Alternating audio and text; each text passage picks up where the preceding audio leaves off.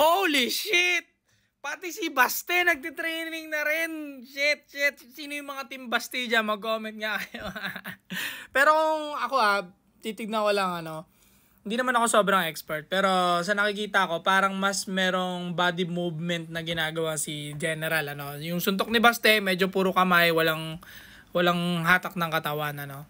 Wala rin footwork. So, mas may ginugol na training si Torres, si General Torres na napapansin ko.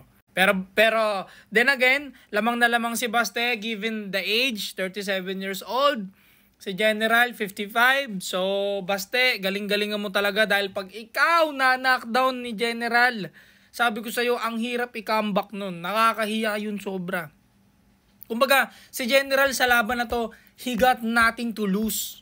Wala siyang dapat ikatalo. Isa siyang grandpa, isa siyang 55-year-old na hindi nagba-back down. Yun ang lamang na lamang ni General dito, 'di ba? Manalo matalo siya, 55 years old siya, he got nothing to lose. Meron siyang respetong makukuha dahil hindi siya nag-back down sa gera. Pero Baste, pag ikaw na patumba or magiging memes ka, iwasan mo bumagsak Baste, please. Magiging memes ka pag ikaw na pabagsak na General. So galingan mo Baste, please lang, galingan mo.